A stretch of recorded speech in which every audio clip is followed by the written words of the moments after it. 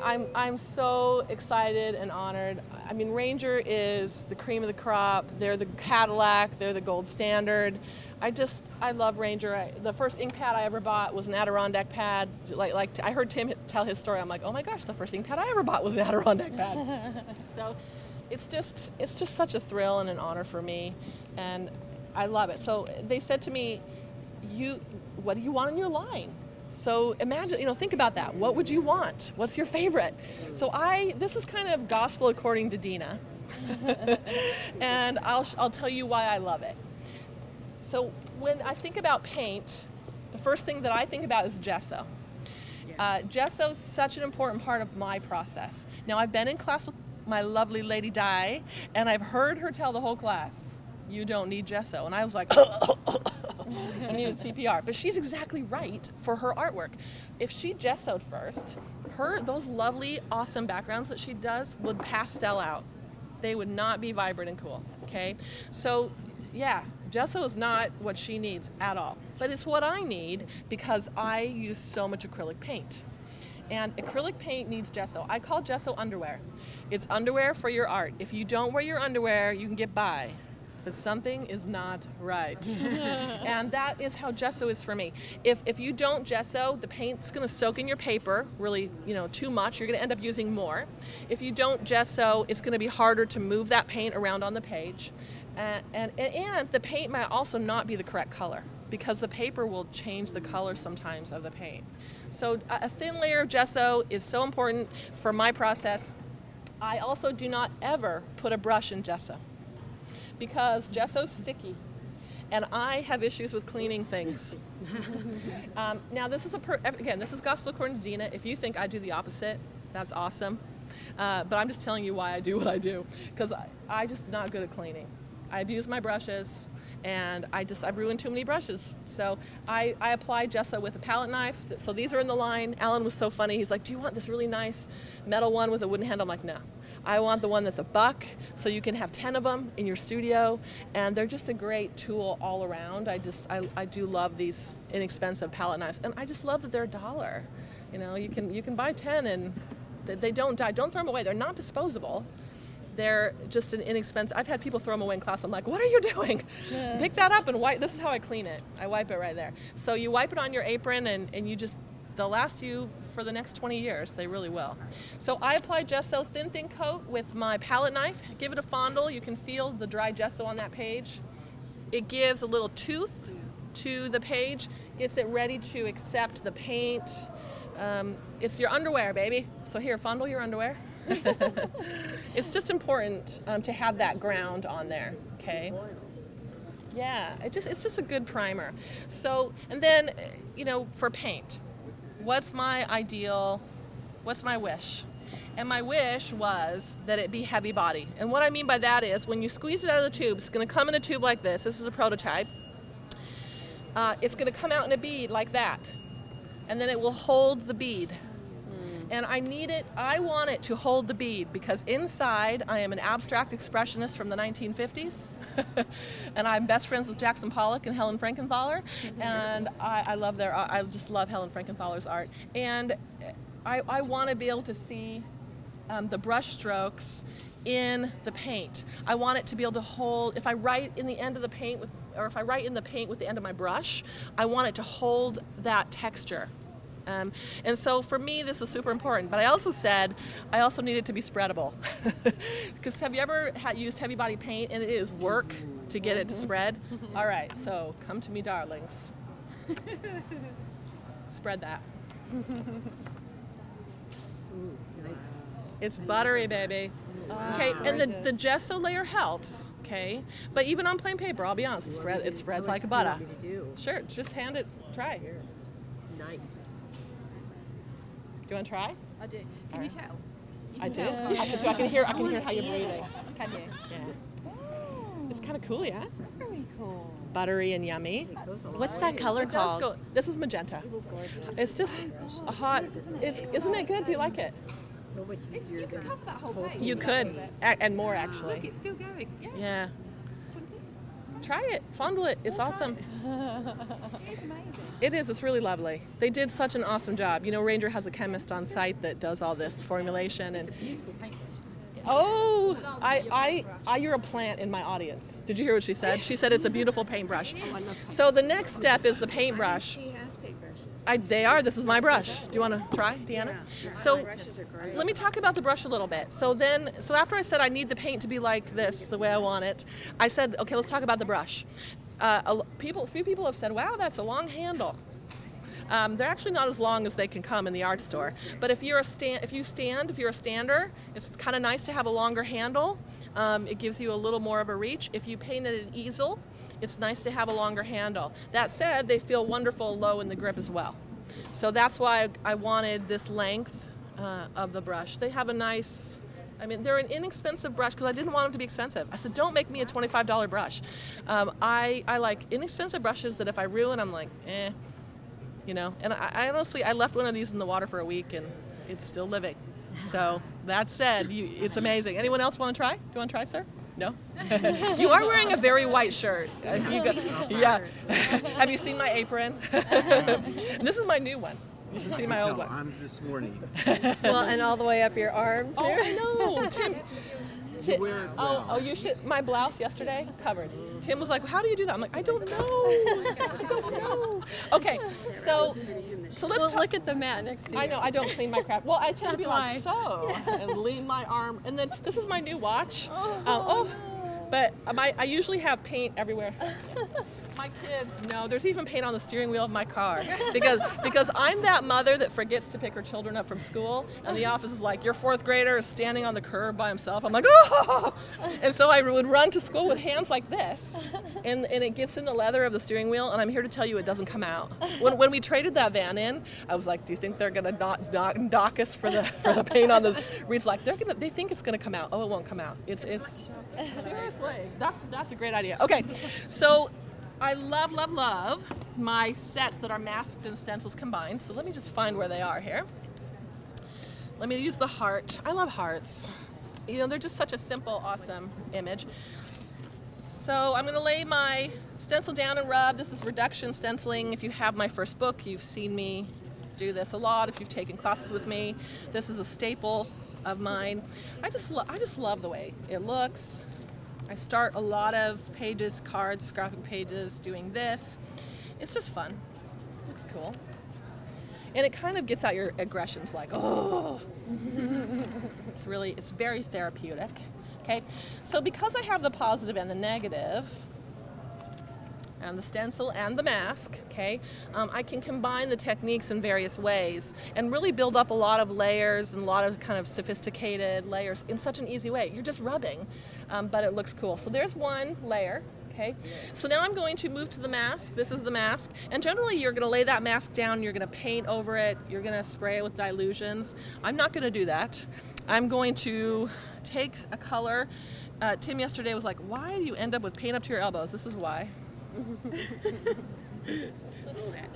Just a little.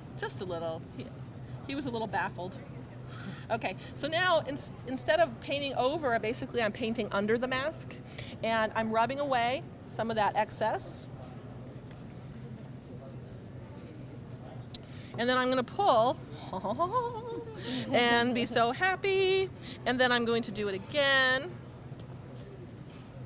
And then you can basically repeat, you know, move back and forth from the stencil to the mask over and over and over and build up the layers so they're so cool. And people are going to be like, wow, how did that take hours? And you can say, yes. So long to do 40 pages. Oh, I love it. Okay, one more, because I need multiples of 3, or one, I need odd numbers here. You can be civilized and use a brush. I won't hold it against you at this point. Okay, so lots of, oh, yummy. Isn't it cool? I just love it. That's really, really, really inky baby white. I'm wiping up some extra. If you've gessoed, and if you really hate what you've done, before your paint is dry, you can wipe it off. It's another advantage of gesso. Gesso is forgiving. Okay, so there's, see the layer, the over, the under. I could keep going for a long time. I could let that dry and change colors. You need to memorize the color wheel. If you've had classes with me, I will lecture you about that. About if I say blue, Deanna, what's opposite blue? Do you know? Orange, yeah. If you memorize the color wheel, it helps you not make muddy mess on your artwork. People will say to me, what do you have against brown? I like brown. Brown is a color when you intend it. But when you don't intend it, it turns muddy and icky, and it's like, ugh, brown, not beautiful, distressed brown. Okay, so yeah, just if you memorize the color wheel, that will save you a little bit. So when you get your layers done, you can add a focal point to your page. People will say, what can I do for a focal point? And my answer is yes. Yes. Put a photograph down. Collage. Stamp. Draw. I know you think you can't draw, but you can. I promise I can. I promise. You are my girl. I'm gonna convert you to drawing. I told people for years that I couldn't draw too, and we did that class at your store, didn't we? And it was awesome. Everybody, I promise. I'm a crafter. I'm not. I need that class. Noelle, seriously, we live in the same state. We need to get together. That would be awesome. So, but if you really don't want, some people are like, yeah, it's not my thing. I'm a crafter. I don't want to do it. I've got you covered. I'm a crafter. I'm not an artist. Stamps. So I made some of my favorite girls that I've drawn into stamps. I'm going to go ahead and give her an ink. I love archival ink. It is just a bomb. I like that stamp. My paint knocks down to a satin finish because, have you ever tried to write on glossy paint? It does not work. But a satin finish will help. Well, you can write on it, you can journal on it, you can stamp on it a lot more easily than a super glossy paint. So I've got my stamped image. Oh, you're getting an apron. If you would like me to mess it up for you, just give it to me for a day, and I will totally do it. All right, so I don't have a floating head, because I have issues with floating collage elements. Woo, it's like Jay Leno's floating head. I'm going to add a body. I've made dresses with painted deli paper, scrapbook paper, collage paper. I've filled it in with journaling. I've taken crayons and given her color. I mean, crayons is like kindergarten all over it. My husband calls what I do grown-up kindergarten, by the way. You can give her hats. You can give her cute little, sometimes I make them, you know, Smurf blue and Shrek green and look like zombies. Why not? It's art. It can be whatever you want it to be. You can give details, add details that you want to add as well. Let me show you. This is Black Dilutions ink in Tim's water brush. Let me show you the paint, how it looks when you water it down. Okay, so the paint, when you get a little water, this is mucky water. Let me just. He put Black Dilutions paint in that water brush. Yeah, this is black. Diane sells the little pipettes, or Ranger sells the pipettes that help you fill these up. Go talk to Diane about it, because she has one of these with every color of her ink, and she colors a lot of her stamped images with them. Yeah, they're really a great little tool. You don't have to put water in the water brush. Put ink in it. So I'm going to put a little bit of paint. Somebody telling me that one time. What'd you say? I remember somebody telling me to use ink instead of water. Yeah. It really is awesome. So I'm going to add a lot of water to my paint here. And again, that's Gesso, right? Well, Pre-Gessoed? what I did was I put gesso through a stencil so that I have a gesso pattern under there. And because I'm adding so much water, the paint's basically turning into watercolor, and the gesso is going to resist the water a little bit, and I'm going to get this. Okay? I'm going to get a watercolor look. That's gesso through a stencil. Okay? And you know, you can get a watercolor look with the acrylics, which is really handy when you want a beautiful ethereal background. It works great on the Ranger watercolor paper. If you're going to do a watercolor look, you really don't need the gesso, because watercolor is never gessoed under. Okay, so everything's kind of guidelines, like Captain Barbosa. It's all guidelines, right?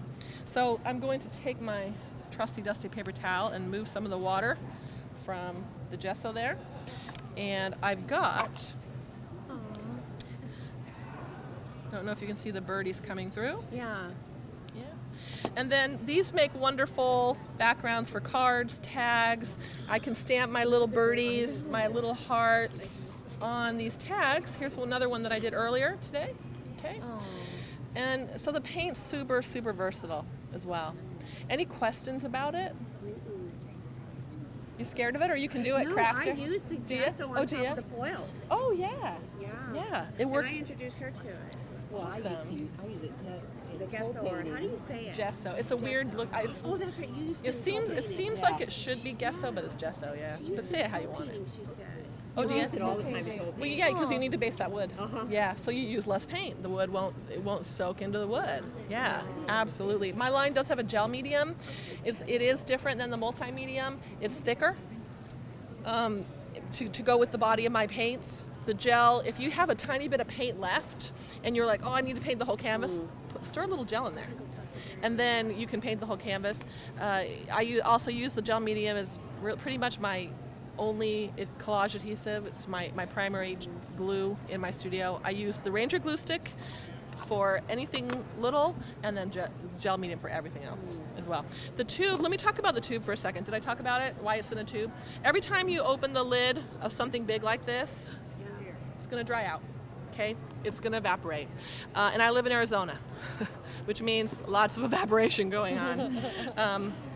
So it was essential to me that this paint come in a tube, because when you flip, and it needed to be a flip top, not a lid you're gonna screw off and misplace. So you're gonna flip it open, and then look at that tiny hole. That's what you want, so that you're not introducing a lot of air into that tube, and then the heavy body doesn't become impossible to use. And then, somebody said, how do you get, if you squeeze it all and there's a tiny more in there, like toothpaste, there's a little more, or your facial moisturizer. What I do is I cut the end of the tube off, and then I stick my brush in there, get the rest out. In fact, you could probably there's probably quite a bit down there in the crack here in this part. And then I have the little clamps, the little, bulldog clips. Clip it and put it in a Ziploc, and you can probably get another couple weeks of paint out of the tube by cutting the end off as well. So use every little drop of that yummy acrylic. And thank you guys so much. Any questions? No? You're good? No, I love your stuff. The colors are just gorgeous. Thank you. There are 12 colors right now. I told you I didn't have a black. Did I mention that to this group yet? No. So I wanted 13 colors, but they said you have to have 12 because it's an even number. So I cut the black, and I will bring it out in another release. But because there's black gesso, so if you need black, you can use black gesso for now. But here's the dealio. I don't use black that much. If you go to art school, they make you throw your black paint away because nothing is truly black. A beetle is not black. It's like dark, dark purple. So anyway, that's the art school thinking. I don't go to art school. I'm a poser, but I don't use black that much. But what I do use constantly is dark navy. So I have a color called Night that is my preferred dark neutral. It's less harsh than black. You'll see it on my samples over there. I use it a lot. And that's this color. Blue. That's this color. That's Night. This is Night right here. Okay, these dark, so it's just not as harsh as black, and I just couldn't live without it, so I killed the black this time. But black will come, but this was way more important to me to have, for sure. All right. Paint in brushes are available March. Stamps and stencils are available in February. We're just finalizing the tube, making sure the tube is perfect for me. So it'll be here before you know it. Thank you, everybody. Thank you, Dina. Thank you. You're welcome.